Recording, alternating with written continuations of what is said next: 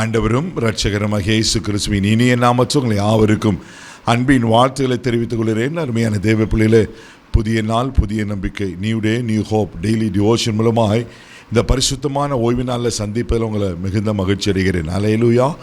ஒவ்வொரு ஓய்வு நாளும் ஆண்டவர் நம்மளுக்கு அநேக ஆலோசனைகளை கொடுத்து கொடுத்ததை அறிந்திருக்கிறோம். இன்றைக்கு கூட கர்த்தர் நமக்கு கொடுக்கிற ஆலோசனைகள் என்ன? சங்கீதத்தின் புஸ்தகம் 34ஆம் சங்கீதம் 11ஆம் வசனம் கூட வாசிக்க கேட்போம். பிள்ளைகளே, எனக்கு வந்து செவி கொடுங்கள், கர்த்தருக்கு பயப்படுதலை உங்களுக்கு போதிப்பேன். ஹல்லேலூயா, ஹல்லேலூயா. ரொம்ப அழகான ஒரு காரியத்தை இங்கே சொல்லப்பட்டிருக்கு. நான் பாரு, பிள்ளைகளே எனக்கு வந்து செவி கொடுங்கள், கர்த்தருக்கு பயப்படுதலை உங்களுக்கு நான் போதிப்பேன் அப்படின்னு இங்கே தாவீது சங்கீதக்காரன் சொல்லுகிறது நான் பார்க்குறோம். தேவ பிள்ளைகளே, இன்றைக்கி செவி கொடுக்கறது தான் ரொம்ப கஷ்டமான ஒரு காரியமாக இருக்குது. சில நேரத்தில் பிள்ளைகளை நம்ம கூப்பிடுவோம், அவங்க நம்ம கூப்பிட்றதுக்கு அவங்களுக்கு சம்மந்தமே இல்லாத போல் இருக்கும். அவர்க பார்த்து அவங்க வேலையை செஞ்சுட்டு இருப்பாங்க. சில நேரத்தில் நம்மளுக்கு எவ்வளோ கோவம் வருதில்ல, எத்தனை முறை கூப்பிட்றேன், நீ கேட்க மாட்டேங்கிற, ரெஸ்பான்ஸ் பண்ண மாட்டேங்கிறேன்னு. பாருங்கள், ஆண்டவர் சொல்கிறாரு, பிள்ளைகளை நீங்கள் எனக்கு செவி கொடுங்கள்.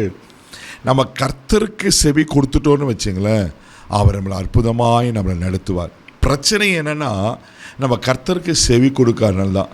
அப்படின்னா அவர் சொல்கிறத கேட்காதனால. அவர் சொல்கிறத கேட்டுட்டு இருந்துச்சு, அதன்படி செய்ய எப்படியாவது அடுத்த ஸ்டெப்புகளை போயிடும்.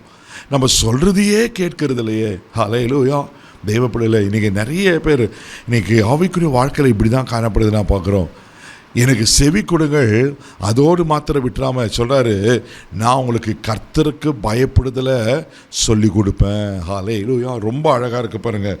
கர்த்தருக்கு பயப்படுதல் உங்களுக்கு போதிப்பேன். ஆமென். அப்போ அவருக்கு செவி கொடுக்கும்போது அவர் நம்மளுக்கு கர்த்தருக்கு பயப்படுதலை போதிக்கிறாரு. அந்த கர்த்தருக்கு பயப்படுதலை நான் பயந்து ஆமென் வாழும்போது நிச்சயமாகவே கர்த்தர் அவளை ஆசீர்வதிப்பார். அல்லேலூயா. அதனால தான் சங்கீதத்தின் புஸ்தகம் 115ஆம் சங்கீதம் 13ஆம் வசனத்தில் இப்படியா சொல்லப்பட்டிருக்கோம். வாசிக்க கேட்போம். கர்த்தருக்கு பயப்படுகிற பெரியோரையும் சிறியோரையும் ஆசீர்வதிப்பார். ஆமே. அப்போ கர்த்தருக்கு பயப்படுகிற பெரியோரையும் சிறியோரையும் ஆசீர்வதிப்பாரா. அல்லேலூயா.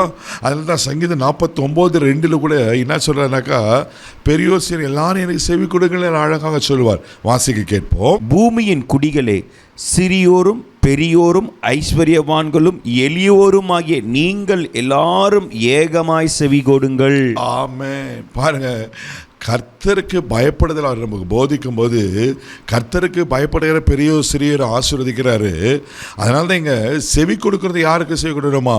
இங்கே சொல்லப்பட்டிருக்கு, பெரியோர் சிறியோர் ஐஸ்வர்யவான்கள் எளியோர் எல்லாரும் எனக்கு செவி கொடுங்க, அப்போ நான் உங்களை ஆசீர்வதிப்பேன். அல்லேலூயா. அதே சங்கீதத்தின் புஸ்தகம் 25ஆம் சங்கீதம் 12ஆம் வசனம் கூட வாசிக்கும்போது இப்படியா சங்கீதக்காரன் சொல்லுகிறார். வாசிக்க கேட்போம். கர்த்தருக்கு பயப்படுகிற மனுஷன் எவனோ அவனுக்கு தம்மை தெரிந்து கொள்ளும் வழியை போதிப்பார். பாருங்களேன், கர்த்தருக்கு பயப்படுகிற மனுஷனுக்கு ஆண்டவர் என்ன செய்யறாராம்? தாம் தெரிந்து கொள்ளுகிற வழியை போதிக்கிறாராம். அல்லேலூயா. இன்னைக்கு நிறைய பேருக்கு பிரச்சனை என்னன்னா, வழி தெரியல, சரியான வழியில் போக தெரியல, தவறான வழியில் போயிடுறாங்க. இன்றைக்கி தவறான வழியில் போகிறதுனால தான் அந்த வாழ்க்கையை ஆசீர்வாதங்களை நன்மைகள்லாம் இழந்து போகிறாங்க.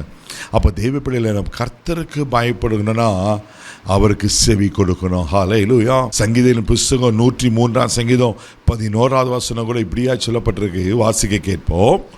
பூமிக்கும் வானம் எவ்வளவு உயரமாய் இருக்கிறதோ அவருக்கு பயப்படுகிறவர்கள் மேல் அவருடைய கிருபையும் அவ்வளவு பெரிதாய் இருக்கிறது.